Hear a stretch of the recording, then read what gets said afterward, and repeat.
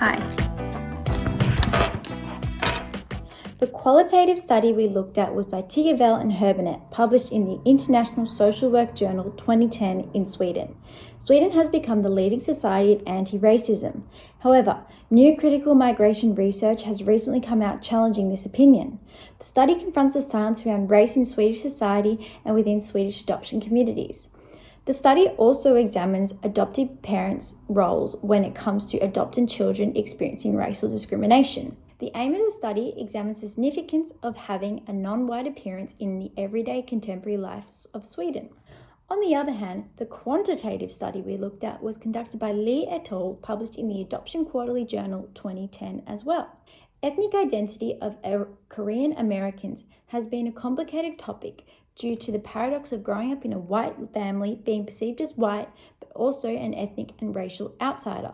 The aim of the study examines the ethnic identity and well-being of Korean Americans, and then compares them with immigrant race and international Korean Americans. The qualitative research helps us gain a detailed understanding about the experiences of adoptee Swedish citizens in their natural setting. Herbernet is a South Korean adoptee himself, and Lodson is a Caucasian and Swedish sociology migration researcher. The epistemological paradigm lens of the research is expected to be balanced. The data is likely to be conducted in a non-biased and interpretive approach. Contrastingly, Lee et al.'s quantitative approach rests upon observations. The research derives from a positivist epistemological position, meaning that observable evidence is true to nature. Interestingly, all the researchers conducting the study are of Asian descent and work in the area of Asian social sciences. There is potential for selection bias and research design bias to have occurred. The negative correlation between ethnic identity and international students could have been an unnatural result. Over to you, Nicole. Thank you for that, Eliza. Now it's time to get into the theory. The qualitative study draws on previous literature to reveal how Sweden's silence around race is problematic, as racism and discrimination tend to be overlooked. The theoretical framework underpinning this study is the notion that race and subsequent ethnicity do not exist as absolute entities, but are instead accredited to individuals and groups, thus are constantly changing and evolving. Drawing on prior research, they outline how foreign-born adoptees, who, although being considered ethno-culturally Swedish, experience significantly lower psychosocial well-being compared to the native-born Swedish population or non-adopted immigrants from the same country. Informed by the literature, this study suggests that race is a significant factor contributing to this phenomena. Now, despite the different context, America instead of Sweden, and a specific focus on Korean adoptees, the quantitative study is also interested in the impacts of discrimination on the experiences and well-being of adult adoptees. However, they use literature to foreground the idea of ethnic identity rather than race. Ethnic identity can be understood as the processes and practice linking bodies to the values, beliefs, and traditions unique to the specific groups. And in this study, it is a factor expected to correlate with the well-being of non-white or non-Western adoptees. While these studies draw out sampling flaws or biases in previous studies, for example, at times they fail to address how applying broader concepts of race and ethnicity to specific context, i.e. Sweden and America, is problematic due to the context-specific socio-political underpinnings of these concepts. And now that you've got an idea of the contextual and theoretical basis, I'll pass you on to Amie to talk about all things methodology. Thank you, Nicole. Hey guys, I'm Amie, and today I'm going to be talking about the types of data, the sampling, and the method of both of our studies. So in our first study, the type of data was qualitative, and we know that because the data generated through the interviews had no numbers and therefore was not numerical. However, this is contrasted in our second study, where the data generated from the scales was numerical, which meant it was quantitative. Now, focusing on our sample, in our first qualitative study, the sample includes 20 adult international adoptees and 8 adopted parents with ages ranging from 21 to 48. And these people were recruited through advertisements in the Swedish community, so therefore was random.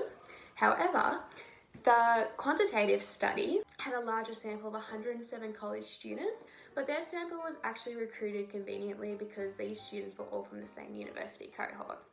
Now, focusing on the method, in our qualitative study, the participants completed a semi-structured interview with a few central themes about discrimination, how it affects your life, your family, personal experience, public experiences, but basically whatever that they spoke about that had some relation to discrimination, that was the only things recorded.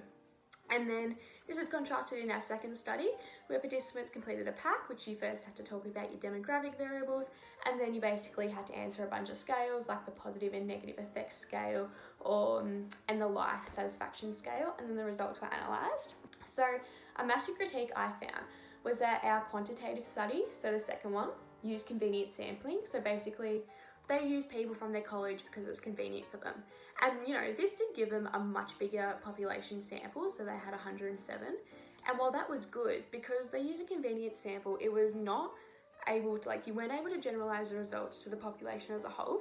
And likewise, while it was beneficial that our first qualitative study did use a random sample, they had such a low sample of 20 people that, you can't really generalise those results to the population as a whole either. So therefore, in the future, both experiments should look to increase the sample size and also use a random sample as seen in the qualitative study to ensure the results are generalisable and that they are free from limited or weak external validity. And now I'm going to be passing it on to Millie. Thanks, Amie. Now we'll take a look at the findings of the two studies. The qualitative study found that adoptees are subjected to a higher degree of racialisation and negative treatment, while the quantitative found a significant difference in ethnic identity scores by group status. Overall, adoption has a strong impact on the sense of self of non-white adoptees. The qualitative findings were significantly more insightful into personal experiences. Through interviews detailing racialisation and the white gaze in public, intimate and school spaces, including racial slurs, stereotypes and exclusionary treatment, a greater understanding of non-white adoptee experiences was achieved. This contrasts to the quantitative journal, which while presenting findings clearly, simply observes a more cursory association between adoptee status and connection to ethnic identity, with only a few allusions proposing possible explanations. However, a few interesting insights arose, such as one which links social identity theory to the results to explore how confidence in your ethnic identity may actually lead to underperformance in the questionnaires. The quantitative research showed medium effect size range correlations of statistical significance between the ethnic identity and positive effect for all groups. Or in other words, the stronger connection to ethnic identity is linked with positive emotional experiences like enthusiasm and inspiration. This level of medium correlative strength was to be expected due to the social nature of the research and the smaller sample size. What is obvious in the findings between the two is that regardless of context or method of research, non-white adoptees have a unique understanding of their own ethnic identity and broader place in society, often unfortunately subject to negative stereotypes or compromised identity due to their adopted status. It is noteworthy that these results are indicated across contexts. The studies show that despite Sweden promoting a colourblind societal philosophy compared with the more volatile approach to racial tension in the US, problematic racialisation can still occur, reflecting persisting underlying attitudes. Over to you, Ella. Thanks, Millie.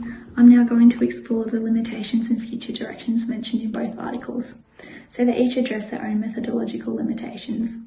The qualitative article acknowledges the small sample size and limitations on external generalisability about the understandings of discrimination, which Amie has already discussed.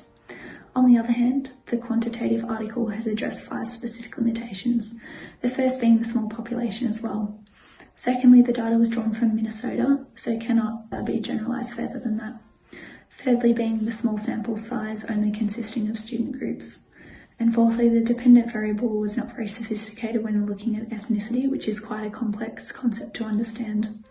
And fifthly, they did not account for third or confounding factors, as it was a bivariate analysis. So hence the quantitative article was more critical of their limitations. In terms of future directions, both articles were limited. The qualitative article only explicitly calls for future studies to include the experience of transnational adoptees in research, whereas conversely, the quantitative article does not give any indication of future recommendations, which we highlight as a weakness.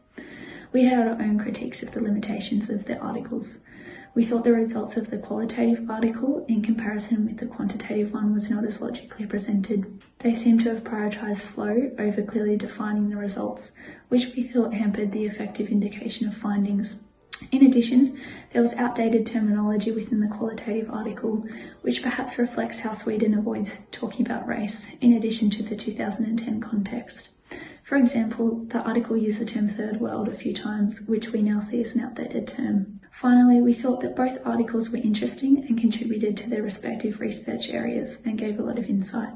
However, we think that mixed methods can help each article in future studies to not only look at the how